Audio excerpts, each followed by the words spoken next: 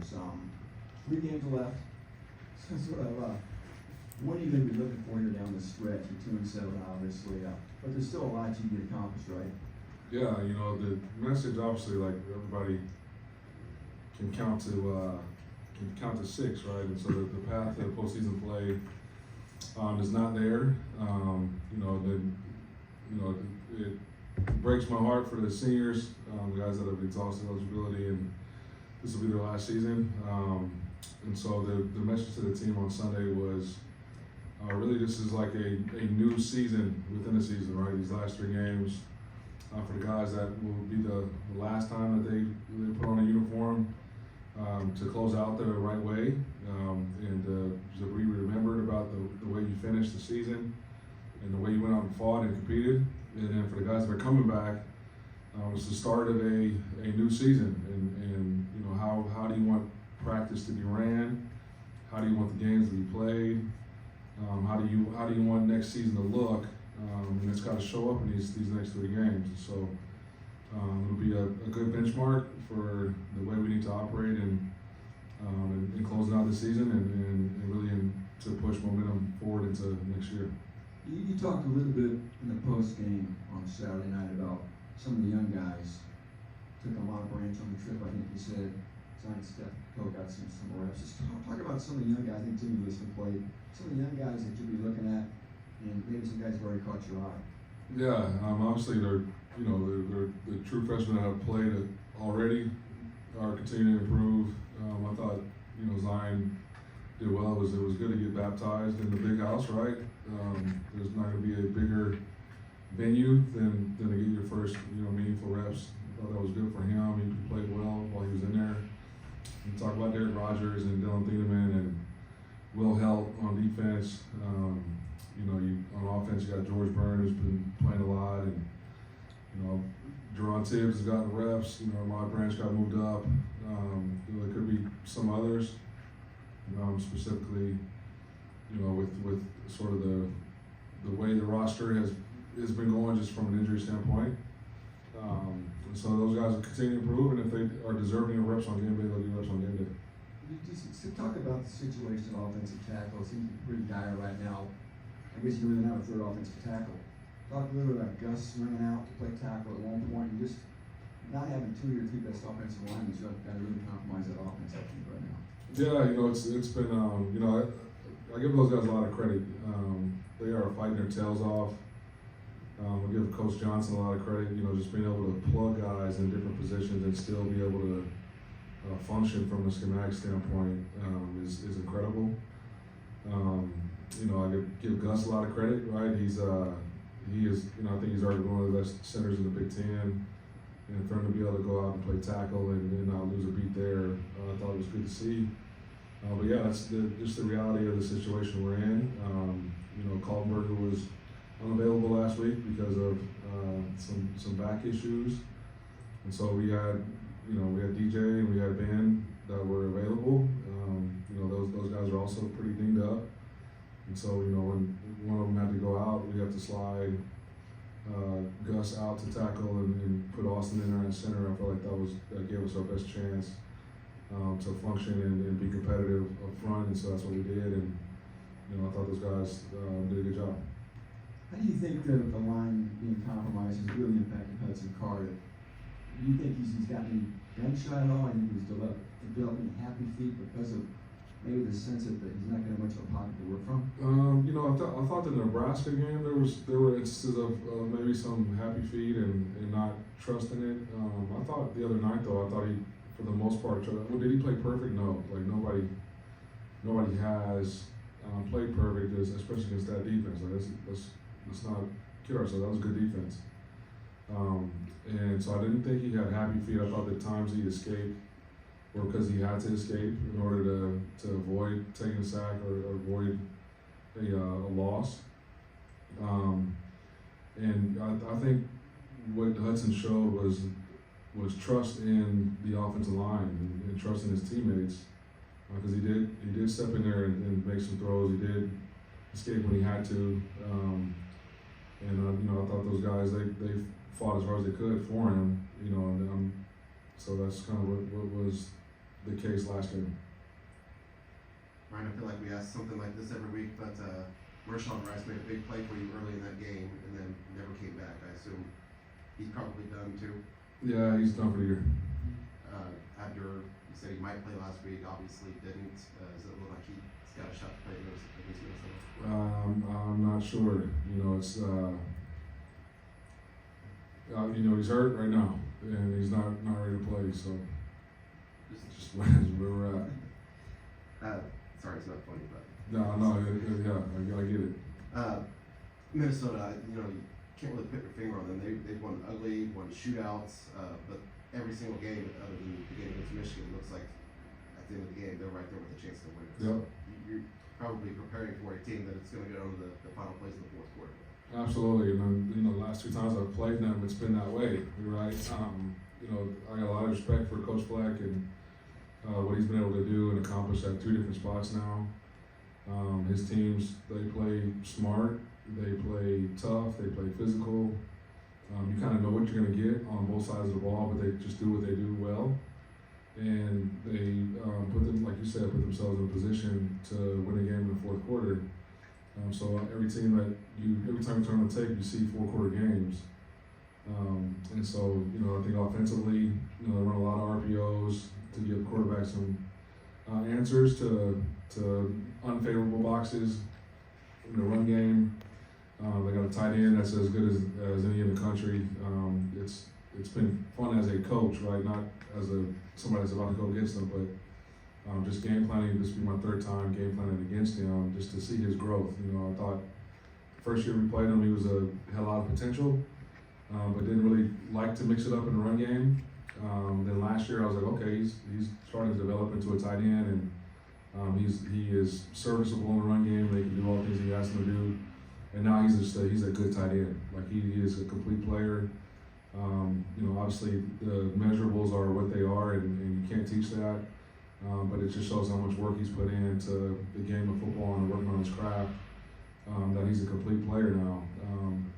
When you look at defensively, you know, they're much like an Iowa team that kind of does what they do. A lot of quarters, a lot of quarter half, but they do it really, really well. You know, I think number 27, the safety is as good a safety as there is in the country. You know, I was surprised he came back this year. I thought based on just crossover games and watching him a year ago, I was like, shoot, he's gonna be gone. And you know, all of a sudden I see him at Big Ten Media Days, and I'm like, what are you doing? So I'm sure you know they're happy that he's there. He's making a ton of plays like he always does. And so they got good players. They got sound scheme, and they're well coached, which is why you know they're in every game up until the fourth quarter. This is somewhat of a random question, but what is the value in a quarterback like Kyle Adams, who doesn't, I mean, he knows his role, he knows he's not going to get in the game, but he prepares like he's going to play the game, and seems to have a football savvy that probably helps Hudson out more than anything, and that's kind of his role with his team. Yeah, he's also a really good signal caller. You know what I mean, with the signals and stuff like that. Like Kyle's awesome in the locker room because he gets a pulse of the community.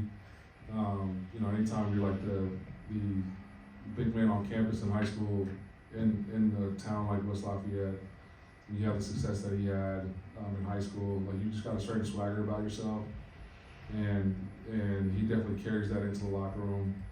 So he's one of the more popular guys we have on the team, just with his teammates.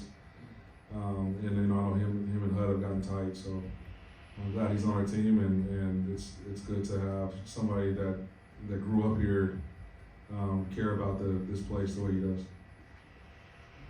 Any other questions, Casey? Obviously not the result you wanted. Were there positives or silver linings you saw from the game in Michigan? Yeah, there were. You know, I thought, you know, we were able to I thought we were able to run the ball.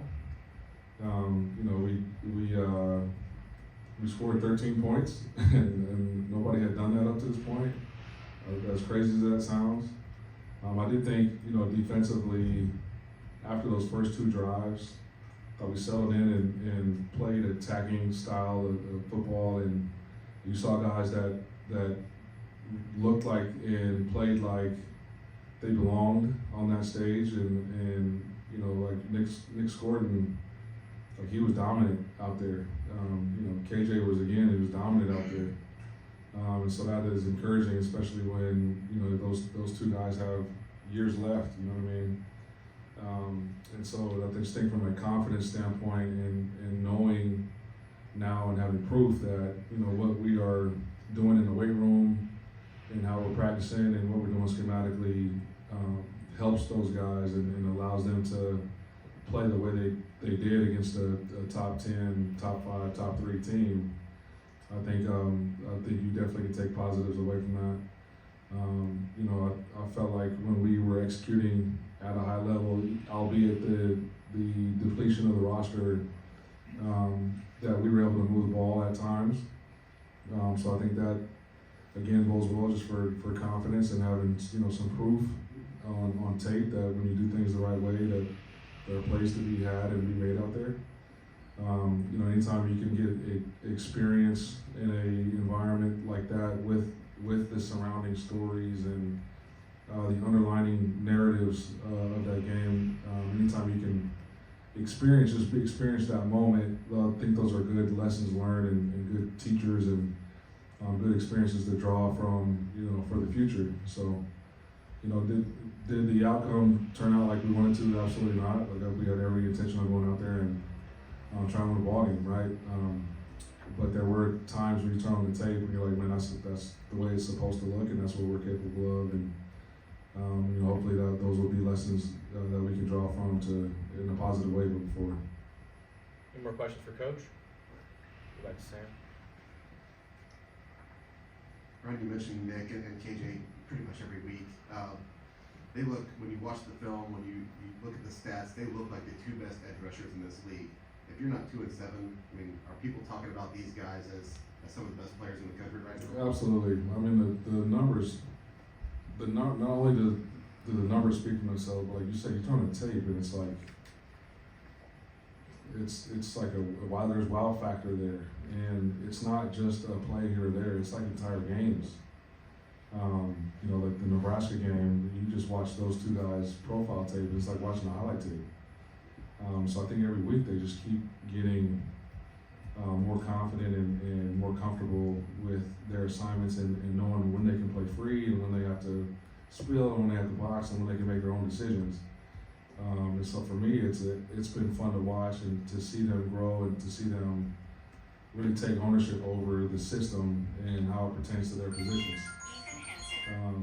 Tell Ethan I said what's up. And so you know, I think those dudes still they continue to grow and continue to have fun within the scheme. Is Jack Ansel still the #1 punter? Yeah, he from the non running into the kicker call, he got dinged up on his plant legs. We'll see his availability this week. Just lastly, what's the morale of the team like right now? I haven't lost 4 in a row. And you sense spirits are up or they're waning? You know, it's you know, obviously, like nobody's comfortable losing, right? Like as competitors, like every week you put in a lot of time, a lot of effort, a lot of energy, a lot of passion, a lot of everything into trying to win. And so when you don't win, like there's obviously disappointment, there's obvious frustration, there's obvious anger, there's like all of the negative emotions are that you get as a human being in a competitive environment. They're all there. But what I've been proud of and sort of what gives me comfort in this roster is their willingness to go back to work after disappointment. That's the thing you worry about now sitting in this seat as a head coach is just like you said, the morale of the team, and the morale can get ugly, and I've seen it get ugly in programs when you are on losing streaks like that. But you know, from the beginning, since I've been here, like I've always been open and honest with them, and I think because of that, they've been open and honest with me and my staff. And I think that honesty and transparency is what allows you to sort of come together and grow from it and try to move forward because you're all going through the same things and feeling the same way. And so, you know, have we been disappointed? Absolutely. Are we upset? Absolutely.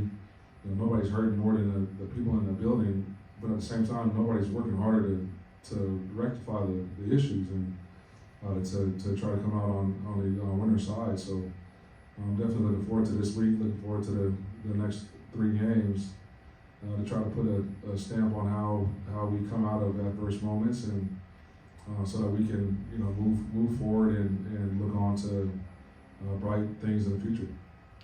You know, your public face doesn't seem to change much. I mean, win, lose, or draw. But talk about just from a personal standpoint. You know, you've been in programs that have won. You've been in programs that have struggled. What do you draw from on a personal level to keep yourself upbeat? So for me, like I know I put on like a straight face, especially in front of people that aren't in the building. Guys in the locker room will tell you like I'm not always like this.